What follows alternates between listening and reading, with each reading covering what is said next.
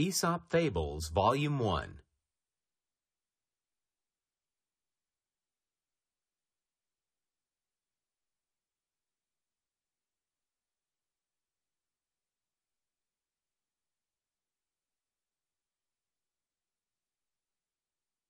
The Rooster and the Fox. One bright evening, as the sun was sinking on a glorious world, a wise old rooster flew into a tree to roost. Before he composed himself to rest, he flapped his wings 3 times and crowed loudly. But just as he was about to put his head under his wing, his beady eyes caught a flash of red and a glimpse of a long, pointed nose. And there, just below him, stood Master Fox. "Have you heard the wonderful news?" cried the fox in a very joyful and excited manner. "What news?" asked the rooster very calmly. But he had a queer, fluttery feeling inside him, for you know, he was very much afraid of the fox. "Your family and mine and all other animals have agreed to forget their differences and live in peace and friendship from now on forever. Just think of it. I simply cannot wait to embrace you. Do come down, dear friend, and let us celebrate the joyful event." "How grand," said the rooster. "I certainly am delighted at the news." But he spoke in an absent way, and stretching up on tiptoes, seemed to be looking at something afar off. "What is it you see?" asked the fox a little anxiously.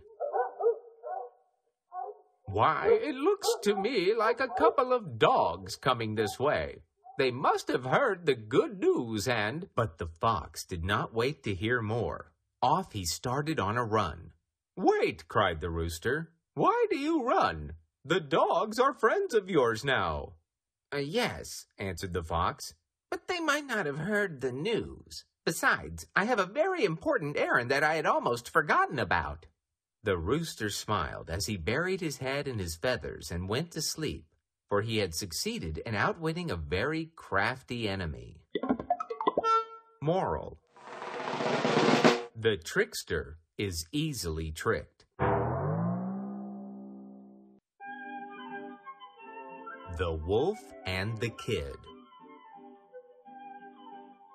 There was once a little kid whose growing horns made him think he was a grown-up billy goat and able to take care of himself. So one evening when the flock started home from the pasture and his mother called, the kid paid no heed and kept right on nibbling the tender grass. A little later, when he lifted his head, the flock was gone. He was all alone. The sun was sinking. Long shadows came creeping over the ground. A chilly little wind came creeping with them, making scary noises in the grass. The kid shivered as he thought of the terrible wolf. Then he started wildly over the field, bleating for his mother. But not halfway, near a clump of trees, there was the wolf. The kid knew there was little hope for him.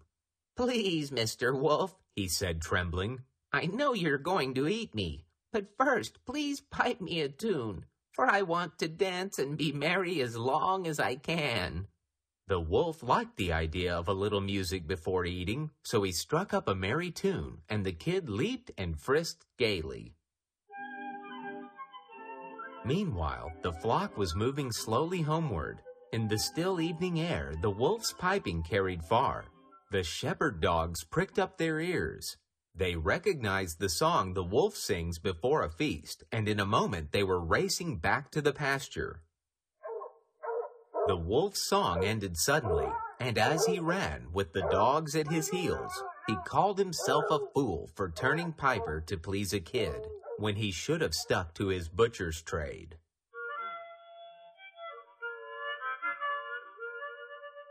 Moral: do not let anything turn you from your purpose. The Sheep and the Pig. One day, a shepherd discovered a fat pig in the meadow where his sheep were pastured. He very quickly captured the porker, which squealed at the top of its voice the moment the shepherd laid his hands on it. You would have thought, to hear the loud squealing, that the pig was being cruelly hurt. But in spite of its squeals and struggles to escape, the shepherd tucked his prize under his arm and started off to the butcher's in the marketplace. The sheep in the pasture were much astonished and amused at the pig's behavior, and followed the shepherd and his charge to the pasture gate. "What makes you squeal like that?" asked one of the sheep. "The shepherd often catches and carries off one of us, but we should feel very much ashamed to make such a terrible fuss about it like you do." "That is all very well," replied the pig with a squeal and a frantic kick. "When he catches you, he is only after your wool, but he wants my bacon." Moral: it is easy to be brave when there is no danger. The Donkey and the Load of Salt. A merchant, driving his donkey homeward from the seashore with a heavy load of salt, came to a river crossed by a shallow ford. They had crossed this river many times before without accident, but this time the donkey slipped and fell when halfway over. And when the merchant at last got him to his feet, much of the salt had melted away. Delighted to find how much lighter his burden had become, the donkey finished the journey very gaily. Next day, the merchant went for another load of salt.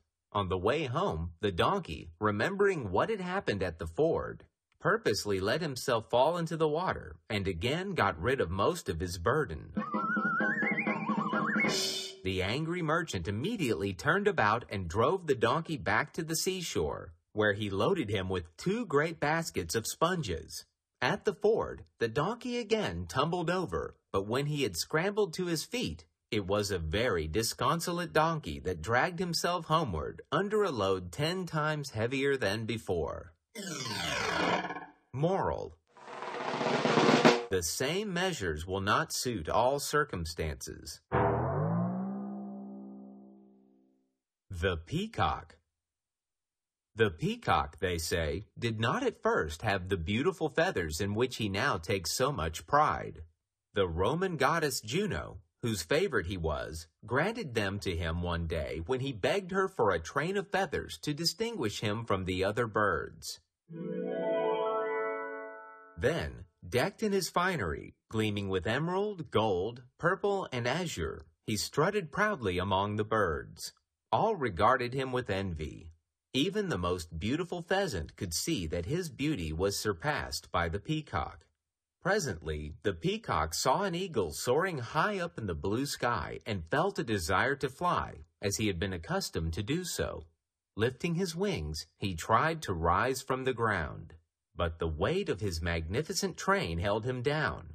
Instead of flying up to greet the first rays of the morning sun or to bathe in the rosy light among the floating clouds at sunset, he would have to walk the ground more encumbered and oppressed than any common barnyard fowl.